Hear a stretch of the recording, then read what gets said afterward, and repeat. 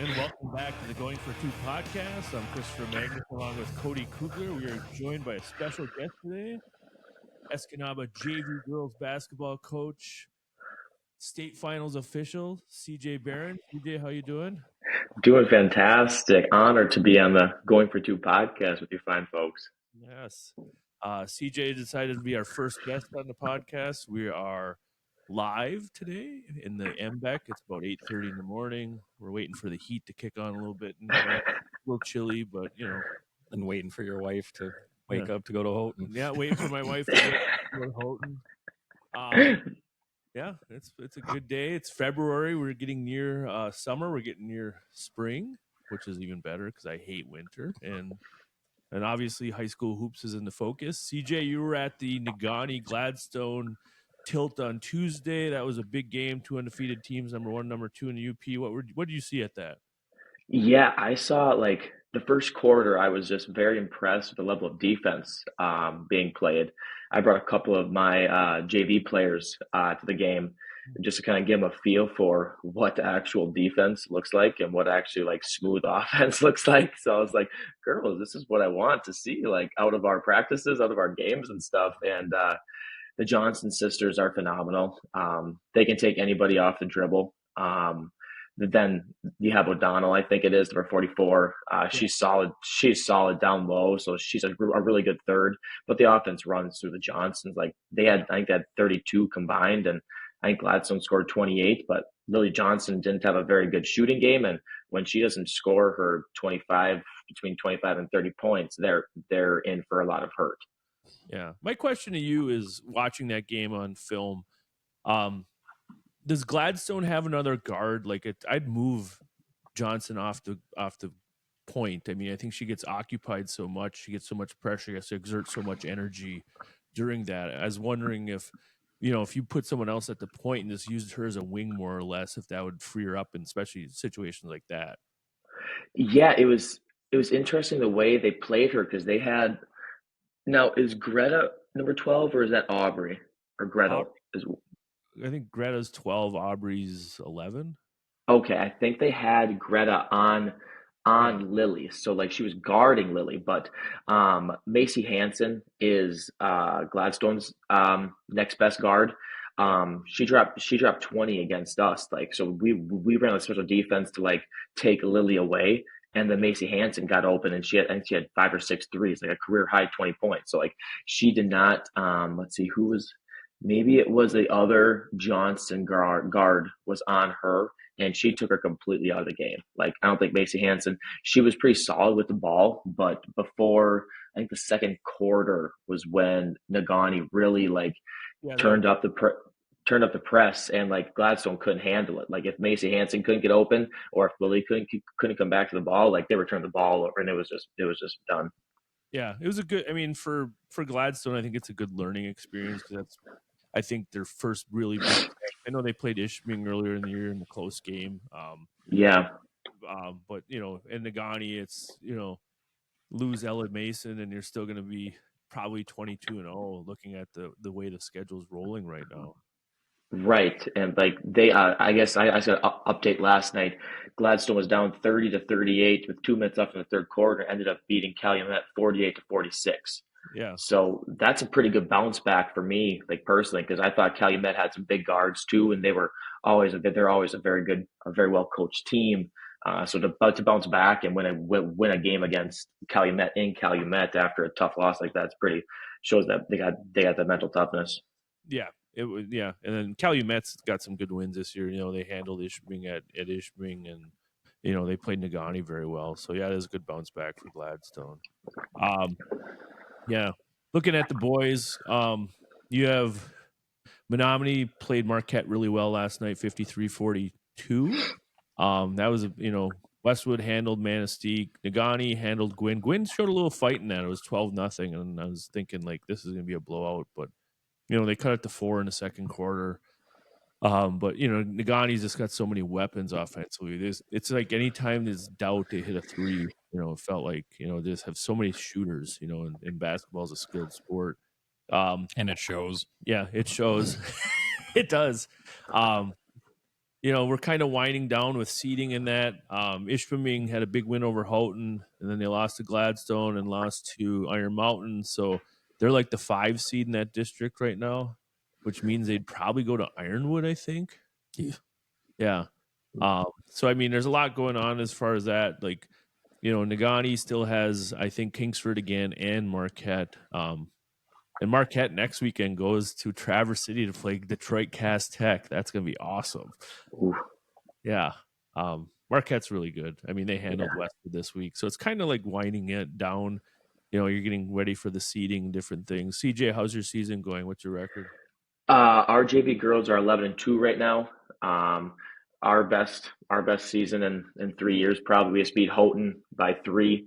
I hadn't beat Kurt personally coaching my JV girls. I hadn't beat Houghton yet, so that was pretty fun to go up to Houghton and handle their offense and defense at a full court press. So I had to drop a different kind of press and drew up a different kind of press break and then press. So like the girls responded really well.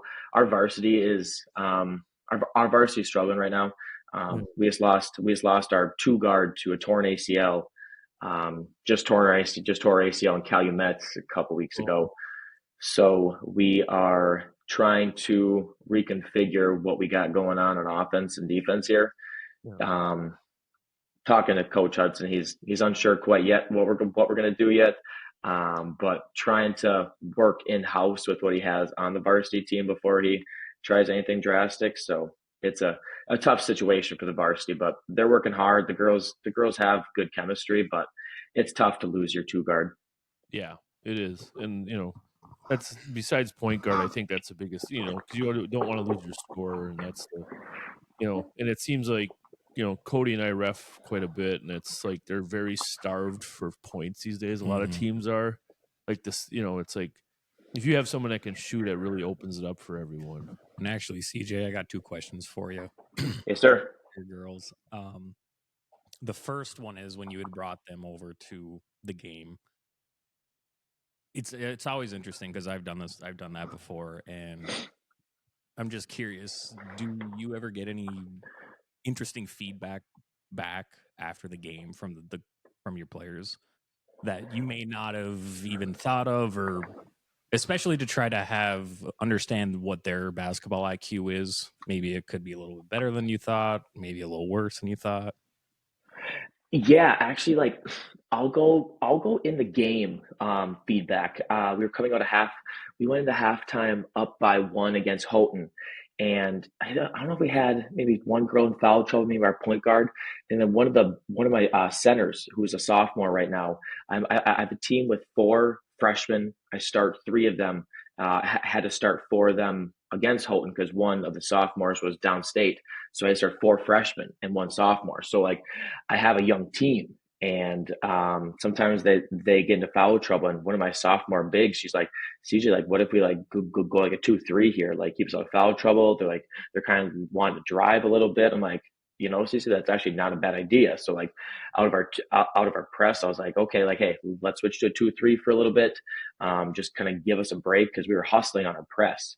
And I take that feedback. Like I'm not one that thinks he knows everything, like 3 years into JV coaching. So like I like getting that feedback because like then they're invested in like the offense and the defense, and like they want, if they feel comfortable enough to give me feedback in like a respectful way, not like this is dumb, like we should scrap this. Like if they're like telling me in like a respectful way, like, hey, like what do you think about this, coach? I'm like, not a bad idea. So like I like to take their pieces of advice. So like I guess Cody, to answer your question, like it's mostly I get it like mid game. Like I'm turning on the bench, like I am well open to like getting their ideas. Like, hey girls, what we seeing here? They come off the court, or like during a free throw, my point guard comes up and like she like talks like, hey, I'm seeing this. I'm like, all right, like let's try draw this up. Let's switch it right now. Like we're a lot of like in game adjustments. We've had to draw up numerous things. Do they remember it? There is literally, I drew up a play that we've ran in practice, and we inbounded it, and nobody was in the right spots at all. I turned my poker, I'm like, what are we doing? I literally just drew it up for like the way it was just like down screens and like come back around. And I was like, how did we screw this up in a matter of 5 seconds going to your spots? You almost want to have them have their phones on the sidelines so they can just like text it to them. They'll remember. Instagram it or something. just TikTok it. All of a sudden TikTok and like they just have like earpieces in. I'm telling them that. Yeah, I know.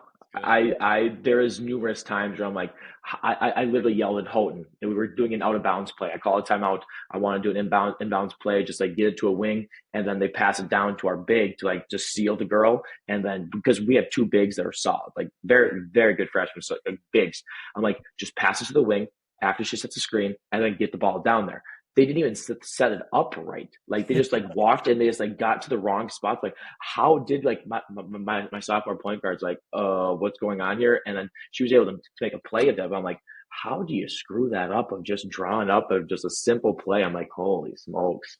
Oh, you and every coach. Yeah. Oh yeah, for sure. They're gonna pay for my hair transplant. I'm gonna fly over to Turkey. I'm gonna put after pulling out all my hair from the season. I'm gonna get a hair transplant. They're gonna pay for it. Yeah. I have a bad story about me. Not bad, but so I usually change my calls on plays usually every year because everyone scouts you. So it's just kind of like, okay, this is Villanova. We're gonna call this Wildcat or something like that. And 2 years ago in Manistee, I used the call from my first year. I had like a brain fart. And I called a play. I think I called Louisville or something stupid like that. And like all five of them look at me. 10 eyes look. Like, what's Louisville? That's awesome. Yeah. That's fantastic. So my second question is to you as a coach, from your preparation standpoint, and this kind of touches base with Topher and me reffing last week. How many press breakers do you have installed? Let's see here. I think we have, let's see here. After just putting in the one I put in for Houghton, I would say we can run 3 solid press breaks right now. Three press breaks. That's impressive. We had a game where one was apparently good enough for the team and it wasn't. Yeah. And they never went out of it. Yeah.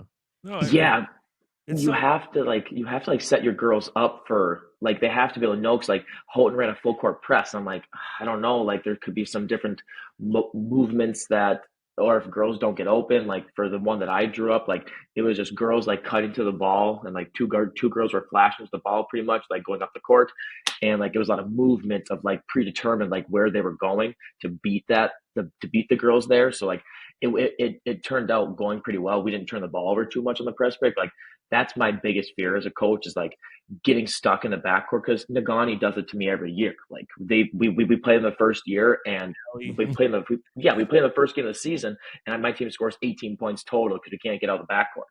So like every year I try to like get better at setting up my press breaks early on. So Allie's, I coached against her for years, and it's just the one thing I did figure out after like 2 years is like every time you call a timeout, she goes 2-3 jump, and it's just like one time we actually scored a layup against it. I mean, it took like 8 times. I'm like, yes, we finally like get the ball to the middle, turn around and throw it. You're gonna score, throw it to the cutter, you're just score.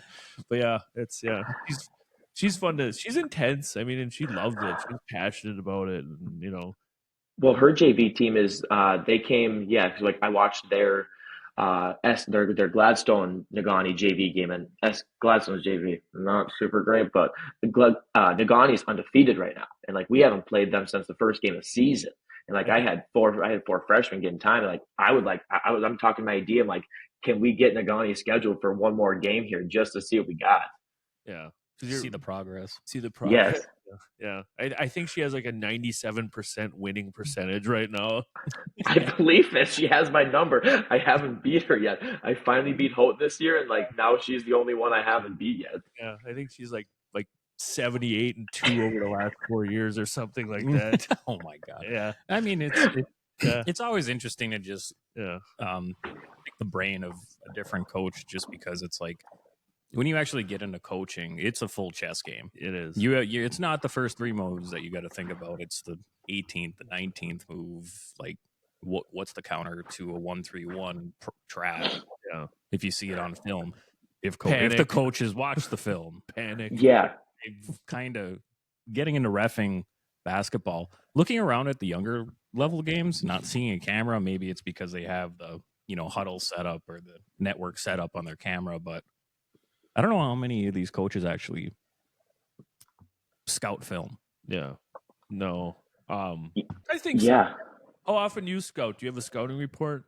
Yeah, yeah. I watch other teams' film for every game we have, because I just fear like if I set the girls up where I don't know exactly what kind of offense or defense they're running, like that's just going to frustrate me and it's going to frustrate them of not knowing what to do. So I like to get a feel for maybe what kind of movements they do on their out of bounds plays a little bit, just stay in the paint and don't like follow shooters, just like switch screens, just like stay.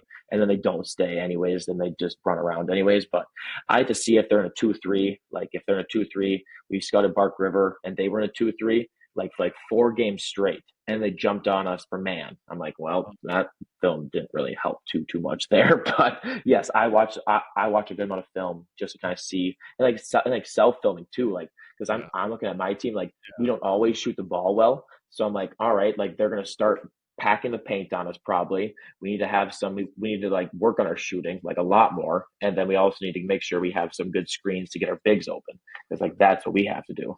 Yeah. One more question. So, like this week, being Ishpeming's former varsity boys coach and Cody's a JV coach. So this week's kind of, to me, it's a shitty week for Ishpeming because you play Westwood on Wednesday and then you play Negaunee on Friday. So you have your two biggest rivals back to back with one day. Mhm. In my coaching career, I never swept those two games. There's always one letdown. Is either getting blown out by Westwood beating Negaunee or beating Westwood and getting blown out by Negaunee every year. How do you feel about that? So your biggest rivals would probably be Bark River and Escanaba, I'm assuming. How would you handle like that's? I mean, to me, it's just such emotional games and drainage in in basically 48 hours. You have your two biggest rivals. How would you don't have anything like that on your schedule, do you? We've had a couple. We've had a couple where it goes to like a back to back. We had a back to back one. I think we went to, yeah, we were West Orange County, and then we went to Calumet the day after. So like those ones are so draining. Even just the back to backs. Like we beat West Orange County, had to came back on that. We were down 12 in the fourth quarter and ended up winning by 4. Like we outscored them 21-4, like just randomly out of the blue. Yeah. But like for your situation, like I don't know, you don't want to make it bigger than it is. No. Like if you handle like you do like more self scouting, maybe like you have like the kind of offense they're going to do. You kind of walk them through that towards like the beginning or the end of practice, but then you work on your stuff. Like you make sure your stuff's running smoothly, and like after you do some of your self scouting, but like I think you got to make sure you have everything airtight more than just like kind of worry about what they have. Well, the other thing that sucks about it is so Westwood, the second game, neither of us show anything because we know we're going to play in the districts. Mm. And then Westwood always has that Friday off, so their whole staff sitting in Ishpeming watching us play Negaunee. Yep. it's like this really sucks this week, because then you don't want to show too much because obviously you want to beat Negaunee, but then you have Luke's up there with 4 cameras and the Wolf brothers and the whole 9 yards. But yeah, it's just a kind of interesting dynamic. But yeah, it's like this is. I was looking at the schedule. I'm like, this was always my least favorite week as an Ishpeming coach. And it's always scheduled like that too. Always since I took over. Yeah, and this week it's the same thing. Wednesday, Friday. Yeah, I'm not a fan of the JVs having the 7:00 slot. No, that wasn't fun. Yeah. Because when do you play Marquette? For Negaunee? When do you play Marquette next? We play Marquette. We go to Marquette because we beat them home. That's our last game of the season, actually. February 25th, our last JV game of the season will be in Marquette. I think I have that one. So do you really? Oh boy! Yeah, no, but between you and Johnny Burke, I don't know who I'd rather have ref my games. You're gonna take your bench warning right now. Just get it over. That's what Johnny does every time. Like, oh boy, here we go. All right, are you gonna watch the Super Bowl this year, CJ? Oh, of course. I'm a sucker for it. Might as well. Oh, I mean, I don't like throwing officials under the bus because there's no official, but the Bills not getting that first down is this. The whole point of replay is to correct official incorrection. the incorrection, because human officials are human. They're going to make incorrect calls. The fact that replay cannot correct that, when even Romo's like, Jim, I think he got it by a quarter of a yard. No, I think they looked at it, and whoever's the head honcho, Goodell, is like veto. Yeah, because the point, everyone's like, well, that didn't make an impact in the game. I'm like, yeah, it did. It was 22-21. They get the first down. If they go down and score, they have the option to go for 2 and make it a 9-point game and essentially keep that 2-possession game in a rotation. And it's like, yeah, it was a huge play. And It's the goofiest. It's the goofiest, like, big time money make, like one of the biggest industries in the whole entire U.S. For it to be based on what two guys think, like waddling in from the sideline. Like, there was one ref that was like a half yard front, and then a half yard. The other one was like a half yard behind, and then they just like went around a player and then came back and like joined in. That's like Marty and I just like somehow like figuring out where we want to meet, like just changing directions, like of how far we want to go, like while we're walking onto the field. But like, how do you not have, like, I think they're talking about putting microchips in the footballs, like to kind of like, if they hit it, like it turns green, whatever, like that. Like, but like, how do you not have microchips in the footballs right now? Just to like, for that reason, it's just like still the chain gang is like waddling out there as some big dudes, and the refs just basically like basing it off of what they kind of see in that moment. It's like, how do you not have it like more solidified? Well, and the other part of that is, and like Troy Aikman made a great point this week. I seen that, yeah. Like, there's gamblers. He's like, the NFL introduced gambling. These states are getting pressure from professional sports to make it legal. So it's legal in every state. It's legal in Michigan. I put a parlay in today for college basketball. We're aware it's legal in Michigan. But like Aikman said, if you're going to have people betting on this, you better damn well get these calls correct, because there's a lot of money exchanging hands. And he's like, otherwise it's going to, and it like rolls into like, who's the guy, Terry Rozier for the Charlotte. Oh yeah, I saw that. And the best part about that one is they're getting investigated for points. He's shaving points. He's winning unders for his bettors by like bowing out with an injury. The NBA investigated and found nothing. The FBI is investigating it now and saying, hold on a second. Now, if the NBA is complicit in this investigation, holy shit.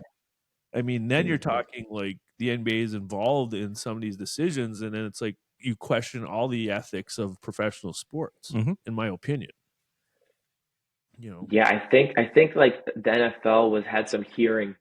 I think I don't know what they're being questioned for before, but they're talking about NFL, and the NFL like spokesperson, like, we are an entertainment industry, like we're in an entertainment business, like we're not like just for sport, like we are like entertainment.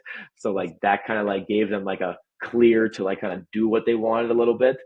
But you see Facebook, like I have some uncles that are like, how does the NFL not realize that we know it's rigged? Like, how do they not know that this keeps happening? Like, we're not blind, like we know this is happening. I was like, see my uncles like posting that, just speaking to the wind, just oh yeah, he lost $1 million. Yeah. Oh yes. Yeah, he's like boycotting. He's like getting like people to boycott on Twitter. Yeah. Dave Portnoy is like, no one's watching in bar stools watching the. He'll probably change his tone because he'll probably get a live broadcast with like 3 million people to watch. Yeah. Money makes your mind change the decision. Yeah. Absolutely. So one of our topics today is what's your favorite Super Bowl and least favorite Super Bowl. Cody, you can lead off on this. Yeah, I'll lead off on this because I'm an old soul. But the least favorite was unfortunately going to top was last year's Chiefs versus 49ers. And it's not the fact of the teams. It's just that both teams can't be in it. Yeah. If Kansas City's in it, it's got to be, somebody from the NFC who's fresh, new. And if it's the Eagles or the 49ers as of that year, for the AFC, it's got to be Buffalo. It's got to be Baltimore. It's got to be somebody different. It's just a rinse, lather, repeat. Also, the 49ers are my least favorite team. Because they womp on the Packers. Yeah, because they womp on the Packers every year. My favorite one, because I'm old school, was Super Bowl 53. and it was the Patriots and Rams, and it was just a bloodbath. 13-3. 13-3. I mean, we don't always need points scored. Sometimes you can see that every play matters and means something to each team, and that was one of those games. So those were my two. Yeah. I would say my favorite Super Bowl was when the Giants beat the Bills in 1990. And Bills missed a field goal. Scott Norwood wide left. Well, that was like it was you had Whitney Houston singing the national anthem. She knocked it out of the park. The Iraqi war started. Not to age myself. And then you had the Bills, who looked unstoppable throughout the playoffs, playing against Bill Parcells' coach team with, a backup quarterback playing Jeff Hostetler and 80-year-old Otis Anderson as a running back. And to me now, as I get older, the coaching ass kicking that the Giants gave the Bills that day was like, I wish I could appreciate it back then that I do now. That was Bill Parcells grabbing Marv Levy, putting him over his knee, and just spanking him for 4 quarters, even though he had a better team. Was that yeah, that's the Jim Kelly Thurman. Yeah, Thurman was that the one where they just tried doing shovel passes? Oh yeah, that was the first one. But that was the one where the Giants would go 17 plays, 92 yards, 9 minutes, 57 seconds, and a field goal. And then force a 3 out and then go 15 plays. Yeah. We'll beat them to death. Yeah. And Buffalo, as good as Buffalo was, because they had Andre Reed, they had Thurman Thomas, Jim Kelly, Kenneth Davis was their backup. They're loaded. They still had a field goal to win it, and the guy hit it wide left, and that kind of started the 4. What do they call it? The 4 falls of Buffalo. Falls of Buffalo. Yeah. Yep. Mm-hmm. So that was my favorite. My least favorite, I would say, was probably the Ravens and the Giants in 2001. And that was like an ass kicking. That was like 34-7, and it felt like it was 77-7 because the Giants couldn't do anything. That was the Ray Lewis team that was really good. Trent Dilfer was the quarterback. Mm-hmm. So that was my Young Ed Reed. Young Ed Reed. That just felt like a 4-quarter noogie. That's what that felt like. It just felt like the Giants were just getting, the big brother was just sitting there rubbing their head and all that. And yeah, and Trent Dilfer won a Super Bowl, so that's how bad that Super Bowl was. Yeah. On a Super Bowl. Yeah, I'd say my favorite, like being a Packer fan and just like kind of like being like in middle school, where if that was like probably the peak of like where CJ like would cry after losses, like didn't talk, whatever. But when the Packers beat the Steelers, and like that was just pretty much top of the line of just awesome memory. It was like young Aaron Rodgers, like holy smokes, like the window was like wide open. It was like his third year, because 08 they were 6-10, 09 11-5, and then won the Super Bowl in 2010. Just I was like, all right, here we go, and then the heartbreak just continued to happen year after year. But if it was a teams that I didn't have, when Nick Foles beat the Patriots, like with the Eagles that year, that was like a high scoring game. That was like the Philly special one. That was a fun game to watch, of just like the Patriots being beat by Nick Foles, like their backup quarterback. And that was like a high scoring game. So like that was pretty enjoyable there. Yeah. That was fun. Worst one. I was literally thinking about the worst one. I was going to say that Rams Patriots low scoring game. I was literally thinking, I'm like, what kind of bad ones? I'm like, oh yeah, the Rams and Patriots barely scored any points. It was the most boring game ever. I like to have some points, but I get your sentiment being a football coach before. I get you like some defense and seeing the boys hit and stuff like that. But that was a pretty snooze fest for me there. I do like you talking about 2010 under. Exactly. 2010 was awesome. Yeah, I loved it. Packers won, and then Duke won. Yeah, Duke won. Duke beat Butler. Yeah. Butler. How are you guys Duke fans again? Like, how is that? Where's that connection? I always been a Duke fan, even when I was in college. There's pictures of me with like a Trajan Langdon shirt on and all that stuff, but I just piggybacked. Yeah, okay. Puke.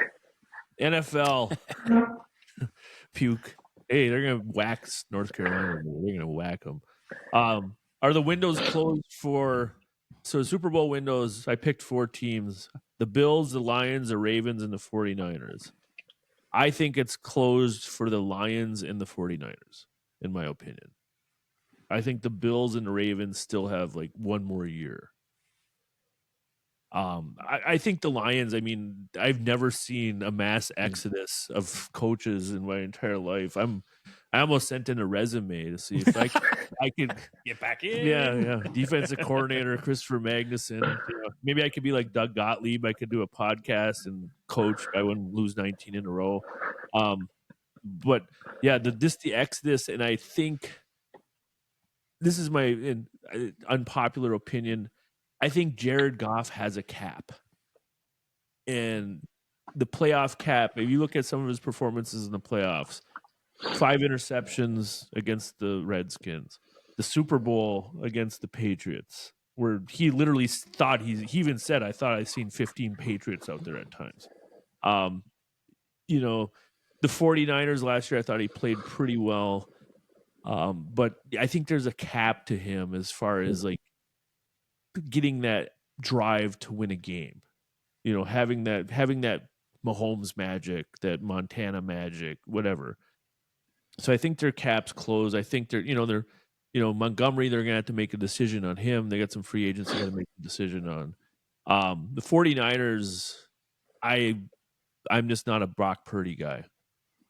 I think he's limited. I think defenses have 2 years of film on him right now, unless they really scheme up something different. Because he does probably have the best offensive mind in Kyle Shanahan. But I think, and then defensively, they're ancient. I mean, they're old. They're the oldest team in the NFL. Tendonitis for a running back also isn't Yeah. a great. And then going to Germany and getting some magic solutions so you can come back. So I think those two, it's closed. I think the Bills have like one more year. They got to shore up their defense, though. I mean, it's like, watching them against, because other teams have shut down Kansas City. San Diego did it. I thought, the first time they played, the Bills did it, but their defense last week was not very good.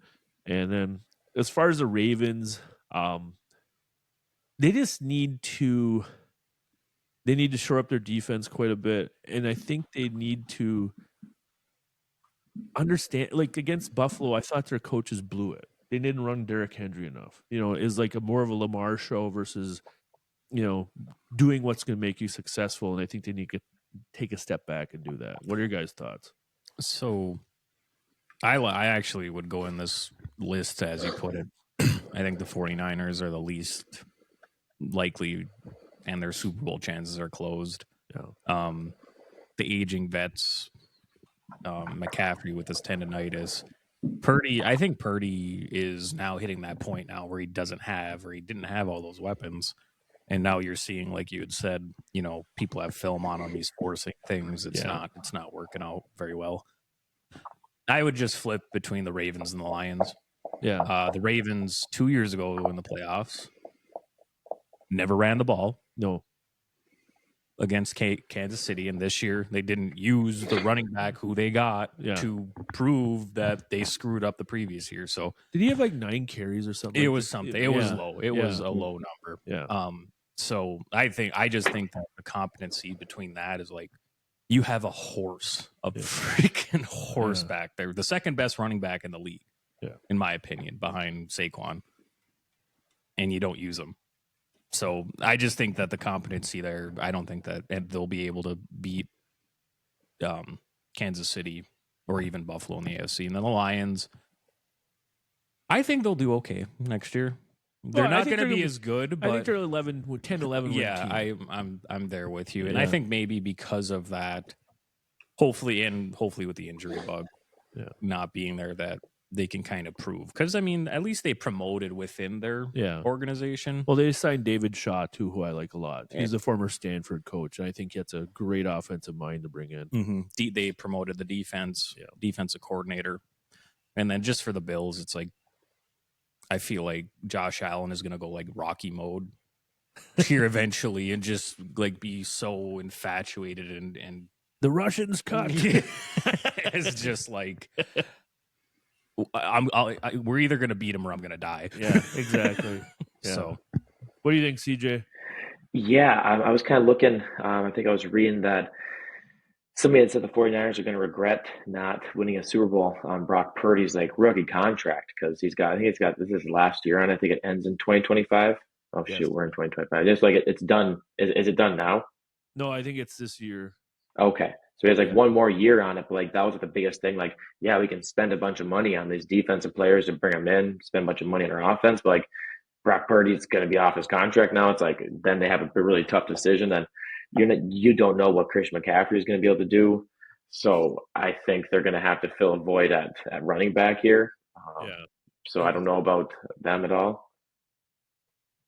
they signed They signed who?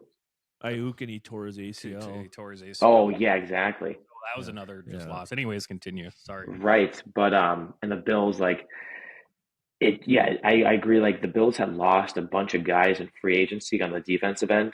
Like a bunch of their D backs had left, and like they still had one of the better defenses, but they're gonna have to figure out somebody, maybe like I don't know, a number one wide receiver. I mean, Keon Coleman could probably develop.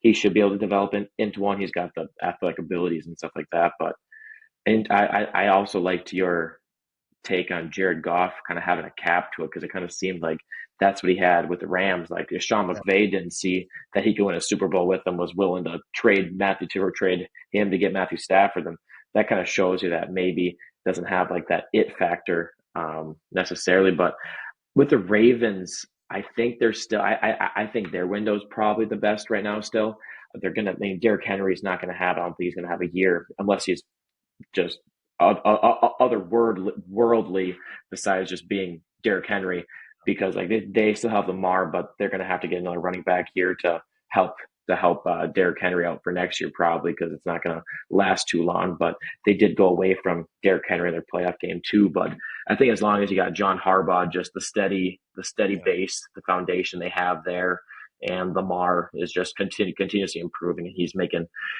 huge plays. He just needs some little more help, and they were banged up too, losing. Who did lose? Not Bateman. They lose Bateman. No, they lost. Who was the other wide receiver? Oh God. Zay Flowers. Zay Flowers got hurt. He got hurt. Yeah. Yeah. So like, I mean, I think they got a good amount of young talent on offense. I think their window is probably the best. He helped me win 4 fantasy games. Zay Flowers. Nice. There you go. Yeah. In the one position in the NFL, like, you know, it's like receiver. But when it goes south in a hurry as running back. Like you look at Zeke. I mean, he was 1,000-yard rusher, and all of a sudden it's like he comes out one year and it's like, boy, he's slow. Boy, he can't. You know, he jumped in the Salvation Army. Yeah. Now he had to serve. Yeah, he wouldn't get in there. Army. Yeah, he wouldn't get in there right now. He'd short. He wouldn't stick the landing. Maybe roll over and. But yeah, you're right. I think, you know, Derrick Henry, that's going to be the interesting thing for the Ravens next year is how he looks. I mean, he is old. I mean, he got to be 29 or 30. Yeah, he's getting up. He either hit 30 or he's low 30s. Yeah. Yeah, he's 31 right now. Like 31 in running backs. I was talking to a buddy about that. Like that's like retirement age for like a person. Like he's like 65 years old playing football pretty much. Like in a body, like that's wild to me still. Yeah. And then just to hear like his story in high school. Did you ever hear about that? No. They just gave it to him every play. Like literally every play. Jeff Olson? Yeah. So it was a shotgun. It was a shotgun. Just give it to him and run. So when he went to Alabama, his first couple of practices, he didn't know shit about Jack. Yeah. And like the coaches are getting on to him. Saban actually came over to kind of like soothe him. And he's like, Coach, all my high school did was give me the ball. I don't know anything else. Yeah. And he rushed for like 5,000 yards his senior year. Jesus. Like his senior stats are crazy. Consideration for the body. Yeah. So you're right. He is a 65-year-old running back because he's been abused. Yeah, makes no sense. That's crazy. Yeah.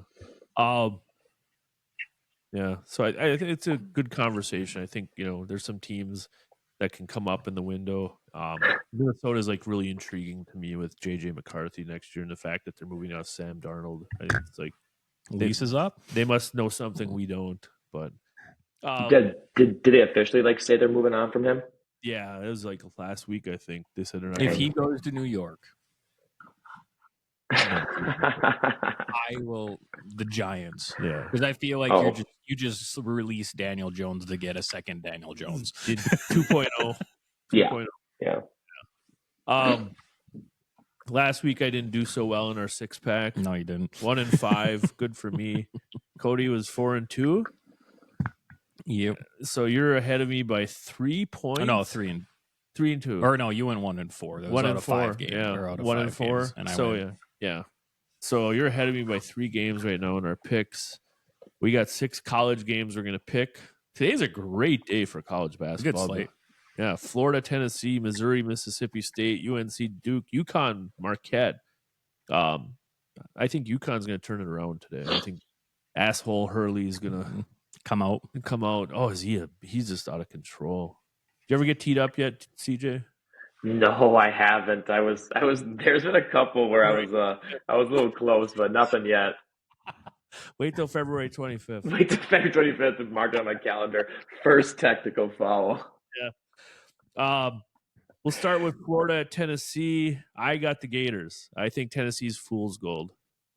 I'm going Tennessee. Tennessee. CJ, you want to make a pick? Yeah, sure. I'll hop on there. I gotta go Tennessee. They're really good. They're fantastic. Missouri at Mississippi State, another top 25 matchup. Give me the Bulldogs. That's Beard coaches that team. Okay. Yeah. What team is he coach? Chris Beard, the guy that got shit canned at Tech. He was at A&M and then he went to Texas. Okay. Right. Yeah. Oh, okay. I'll go opposite. I'll go Missouri. All right. I'll hop on Mississippi State there. I'll take Mississippi State, the Bulldogs. All right. UNC Duke, you don't even know. This is Duke. Oh my gosh.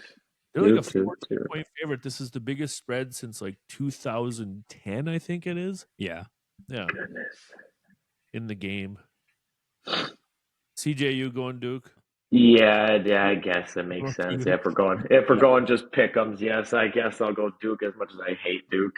Yeah. UConn at Marquette. Give me UConn in this one. I think they need a mojo game. I think they're gonna turn it around. I think Hurley's gonna have his kids ready to play, and kind of get back in the national picture.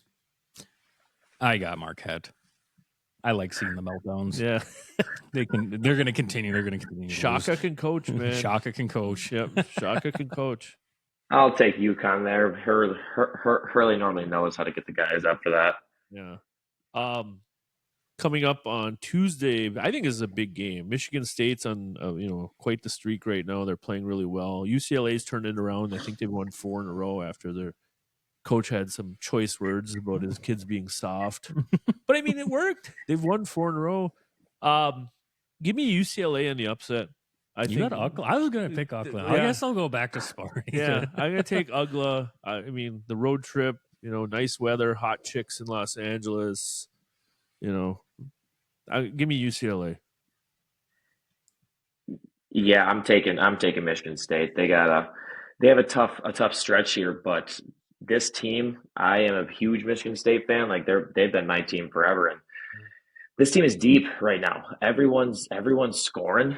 They have I think they lead the nation in 10 people scoring in a game. I think they have like 12 or 13 right now.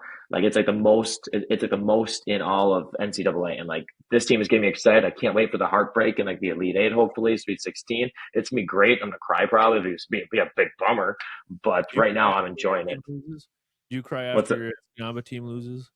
We haven't lost. Personally, me haven't lost since the first game of the season. I was out sick when we lost to Kingsford, but I get frustrated. But no tears yet. No tears yet. No tears yet. Oregon at Probation U, Michigan. Oregon at Probation U. I like that. I don't know who they pissed off in the NCAA this Harbaugh Connor Stallions things keeps going on. It's like, pretty soon the statute of limitations is going to end unless they get the DOJ to change the date on it. It's like, is this ever going to end? Someone from Ohio State's in the DOJ right now. Oh, yeah. Oh, This JD is- Vance. JD Vance is in Ohio State. That's true. That's true. I want this. I want that title gone. That's executive order. Sign it, Trump. Yeah, I just thought JD Vance is a Ohio State grad. So give me Michigan. I really like their coach. I think, and I like their bigs too. They're active. They can shoot the three. They're good rebounders. Athletic. Give me Michigan. I got Michigan as well, just to see the growth. Yeah. And the different scheme and just philosophy of now before what's his name, Juwan. I mean, yeah, it's night and day. They're so stagnant under Juwan. Yeah. Offensively, it was like 5 people standing there till the shot clock hit 10. Then it's like dribble and kick, hit the three. The luxury of just watching college basketball in general is just seeing as the years pass, the coaches who are valued compared to the previous ones who didn't give a shit. Yeah. What do you got, CJ? I'll take Oregon. I hate Michigan, so I'll go Oregon. CJ's rooting for JD Vance right now. Yep, big Ohio, big supporter of him. Yeah, for sure. Right now, send an email to Vance. This executive order violates the 2023 national champion. Help a brother out. Yeah. So we had some listeners last week talk about, they liked my story time, I guess, about my Ray Meyer basketball camp. Yeah. So they want to talk about the Fab Five and seeing I'm the oldest one here that can remember it because you guys weren't born yet. Nope. Nope. I can just go off of documentaries. Yeah. And articles. Feel free to hop in, but I'll talk a little bit about the Fab Five. So the first thing about the Fab Five, there's some factors behind it. Everyone watched the documentary, and it was cool. You watch it and like Chris Webber, Galen Rose, Juwan Howard, Jimmy King, and Ray Jackson. But, prior to that, UNLV was like the dollar store version of the Fab Five. You had Larry Johnson, you had Stacey Ogman, you had Greg Anthony, you had Moses Scurry, you had who's the guy that played for Southwestern? I'll think of his name. But you had like 5 great players, and Tark was the SEC before, in basketball. He somehow all these guys end up in Las Vegas. Okay. So two years, so in 89-90, they played Duke in the national championship and completely just disemboweled them with a cooking spoon. It was 101-70. They're dunking on everyone. I mean, I remember Moses Scurry dunked on Bobby Hurley and just screamed at the top of his lungs. I mean, it was just a complete ass kicking. So people kind of, is either love or hate for UNLV because they were big, a lot of charisma. Stacey Ogman was a pro. Anderson Hunt's a kid from Detroit Southwestern. So the Fab Five capitalized on that. UNLV went on to lose to Duke the next year. And that also, I think, I helped Duke because you had the anti-Duke sentiment like CJ out in the world. Okay? So the other thing with the Fab Five that is fascinating is this back when AAU was legit. Now it's just, to me, it's watered down. It's a grift. Severely anyone watered can down. form a team, go play in Milwaukee, and think that they have college coaches looking at them, when in reality the college coaches know where the good games are, and they walk by that gym and say, I ain't stopping here. But AAU is so watered down, and it's basically a money grift right now, where back then AAU was elite. Like, it was, you had to be good, like a 5-star 4-star kid to be invited to play AAU.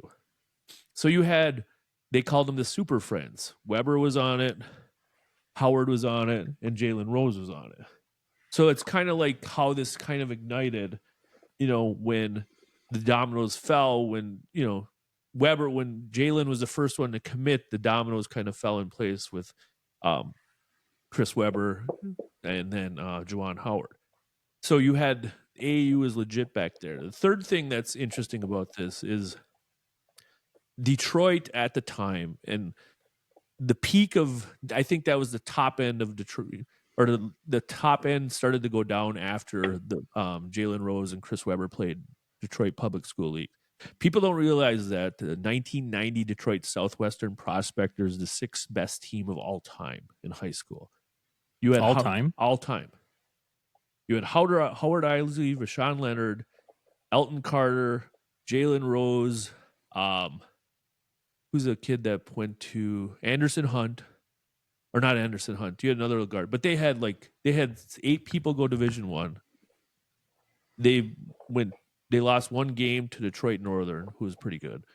But yeah, so that was like the peak of Detroit public school basketball, and people these days don't know how good that was. I mean, you had probably 16 teams in the PSL with 1,200 kids in there, and I mean you had this Division One kids everywhere, pro kids everywhere.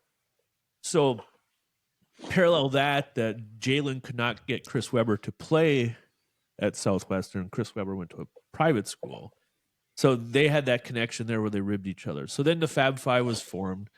They recruited. They had the head coach of San Diego State was the guy that put it together, Brian Dutcher. But the Fab Five changed everything because they took over the villain role that was vacated when UNLV lost to Duke. And of course, Michigan plays Duke their first year at home. But the Fab Five was a culture thing. It was long shorts. It was high socks, black socks. It was it was just they had charisma. They had they were tough Detroit kids, tough Chicago kids. They had appeal to because college basketball, Duke was kind of taking over. So, I mean, not to be obvious, but Duke's primarily white back then. So, I mean, you had an appeal back to the street side of, basketball. It was must see TV every time they played. Every time I remember watching games at, they played UCLA at 10 o'clock at night when I was in college. They were so talented. The only thing that, Fisher probably let them get away with too much, because I mean, he was more just like the innkeeper than the actual coach. But yeah, they changed the culture of college basketball. And even though they didn't win a national championship, they lost back-to-back national championships. That was the impact that's felt, as far as just making college basketball their own. Everyone back then wore Nutter shorts and high socks and Converse, and they're like, no, we're going black socks, long shorts, different things like that. But yeah, it was the impact, a lot of behind it. Like I said, the AAU impact, and I also felt the Detroit Public School League, because I mean that was the premier, besides Chicago, basketball mecca for high school basketball. You used to have 3 PSL teams in the Final Four every year. That's how good it was. And usually a Saginaw team or a Battle Creek team as the 4th team. I mean, that's how big it was back then, where now it's more on the suburbs, and, none of these teams could hold a candle to a Class A team back then. And I was fortunate to probably watch the last pure intercity Class A championship in 2008 between Detroit Pershing and Saginaw with Draymond Green, Keith Appling, Derek Nix, different things like that. But yeah, the Fab Five was just must-see TV. And the other thing with the Fab Five is, can you imagine if NIL was back then? I mean, and it's interesting. You think about it, if NIL was back then, would Weber have left after his sophomore year? Probably not. No. Why would I leave? I can make $10 million from Nike, or whoever's supporting them. So it's an interesting dynamic. It was a lot of fun. And like I said, it was just to me, it changed the culture of college basketball significantly. So, your thoughts? The thoughts that I have on the Fab Five, just from what I've read and watched, is it's just generational, just with the change of what had transpired between it, because we didn't know. Yeah, like CJ, I mean, we didn't know at that time. Once when that documentary came out, and then once when you do a little bit more research, it's just like this team changed college basketball. It did, and it just showed. It's like there's people from all over who can play no matter what. But from what you just said on the backstory of all these AAU teams and everything kind of gotten set up prior to that, benefited greatly for them. And I get it. They didn't win anything, but there's still people who always reference back to those years and be like, that's the team that should have won one. Yeah. And if they would have stayed in all 4 years, they would have won one. Yeah. And you look at go ahead, CJ. Oh, I was just gonna. I know my old man. He loves the Fab Five. Like I think he got us matching Chris Webber jerseys when he went to the Kings with the Sacramento Kings back in the day. So like whenever that's on, like that's appointment television for him, and just always talks about how much fun that was to watch the guys and how entertaining it was, and just a dude from the UP, like loving on some guys from Detroit, like that area. Did Chris ever go to Detroit Country Day? Yep. I think it's everyone's so like we played football. We had a game. I don't know how our team got connected there, but like we got to play a game my sophomore year. We went down to Detroit Country Day and played them in football. So like we got to see like the whole like walk to the locker room and stuff like that, and got to see like walking through the hallways, like Chris Webber, like his jersey like hung up there and stuff like that. So like that was pretty surreal to just see like, all right, this dude was huge. So like Michigan, I mean, that team was just, it changed college basketball for just like the entertainment value of it, of what it can bring to the game. Yeah. Well, the other interesting thing about the Fab Five is the media was so against them. The media hated them. They found flaws, everyone picked I remember when they played Kentucky their sophomore year. Kentucky was rolling. Pitino was the coach. He had Travis Ford. He had Jamal Mashburn. They were really good. And they were like just blowing everyone out in the tournament. Michigan kind of struggled to get to the Final Four. So they played in the Final Four. And like Kentucky's like an 8.5 point favorite. And it's like, and the thing that was interesting is like, the media was in love with Kentucky and the Fab Five's just overrated. Bill Walton was ripping on them. And it's like, those kids were so self-motivated that they went out and played like their best game probably as a basketball team. I don't think it was the coaching for that game. It was that team is like, and like, they talk about Chris Webber leading them out of the locker room, just screaming at the top of his lungs, 8.5, 8.5, 8.5, and they just had that charisma. And like, one of the stories I read about is like when they came out of the locker room and Hail to the Victors came out, and he's like, all you can see is the Kentucky players just kind of looking like, oh shit, they're focused today. And, and that was like I said, they got unfairly treated by the media. That was the other thing that I think like, galvanized them. But yeah, it was a great era. It was a great era for basketball. So, yeah, that's my thoughts on the Fab Five. All right. And if anybody else listening has any, inquiries, you can always reach out to us. Uncle Topher story time. Uncle Topher story time. Or you submit anything through X, Facebook. We have pages for that. Email goingfor2review@gmail.com. Yep. Feel free to submit any inquiries. We're on YouTube. Yeah. I have a Chris Webber autograph. I got his autograph his sophomore year, by the way. That's pretty sweet. After the game. When they whacked Ishpeming. No, before the game. Oh, before. Yeah. We got to the semifinals. They played the first semifinal. And they won, and they came out, and they're private schools. So they have like their, sport coats and ties and all that. And I'm, all the Ishpeming people are like, whoa. And I just walked over with my program. And I'm like, here you go. To Topher, God bless, Chris Webber, number 44. Dang, that's pretty sweet. Yeah. And I still have it. But yeah, that was awesome. It was good, and the whole, I think they're going to put their banners back up, which they should. Absolutely. Because, yeah, at this point, everyone else cheated back then. I mean, at least we accept it. Yeah, everybody else is still in denial. Yeah. Unless JD Vance puts a halt to that too. He could end that too. Yeah. CJ, thanks for joining us today. Any final thoughts before we wrap it up? I just appreciate the chance to come on this amazing podcast here, boys. Have grown in the last couple of years, just getting to know you guys and enjoying your sports mind. So I appreciate it. Thank you for Awesome. coming on. Cody, any final thoughts? I actually do. I found this earlier in the week, and I thought it was funny, especially you're currently coaching. Topher and me have always have coached, but sometimes you just have some kids that you get the excuse train. You got the sniffles. I can't make it to practice, et cetera, et cetera, et cetera. I found an article. There was a baseball player, and this is a while ago, by the name of Ray Caldwell. Do you know of this name before I do continue? not. You do not? Okay. This is just completely out of left field. Anyways, he was a pitcher back in the early 1900s. He was for the Cleveland Indians. In a game in 1919, he got struck by lightning. He finished the game with a no-hitter. Oh, boy. Bet you that. So if you have any Bet you that kids, ball had some electricity on it.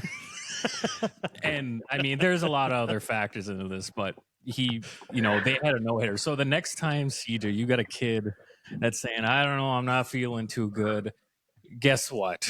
Yeah. Suck it up. Ray Caldwell. I'm going to pull up Ray Caldwell. Ray Caldwell in 1919. Jeez. Finished the game after he got revived and pitched a no-hitter.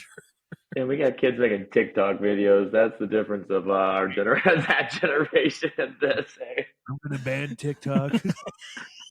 But that was my final thought first. I like that. That's a good one, Cody. That's a good one. That's really good. What about you, Tove? I don't know. I really don't have one today. Shout out to Sam Larson. Good luck this week. He's got Iron Mountain on Monday, I do believe. Yeah, and that's always been a big game, interesting game, intense game. High intense. Yeah, I can believe that. So, yeah, that'll be an interesting game to watch. And good luck to both coaches in that. And I'll be watching for sure just to see, make sure there's no fights or escorts or they anything. Should have in each corner of the network the blood pressure monitor. Yeah. They should. Yeah. But yeah, that'll be a fun game. Good luck. Good luck to everyone this week. Basketball's winding down. Good luck, CJ. Thanks for joining us. And much appreciated. Looking forward to your first technical on February 12th. We may have to have a recap pod for that one. Yeah, we will. We will. It'll be Topher's game analysis. and then I'll analyze your repping job too. I'll analyze your crew. Okay. Yeah, and then you'll have the officials rating review. Yeah, yes, exactly. The airing of the grievances. Toph and I got an airing of the grievances show. -1, Toph. Yeah, exactly. All right, thank you, everyone. Thanks for joining us. We're on YouTube. We're on Spotify. We're on Apple Podcasts. We have a Twitter page now. Yep, we have an X page, Facebook page. Yep. So check us out there and email us with any suggestions. Email address again is goingfor2review@gmail.com with the number 2. All right. Have a great week, everyone. Enjoy. Appreciate it, boys. Thanks.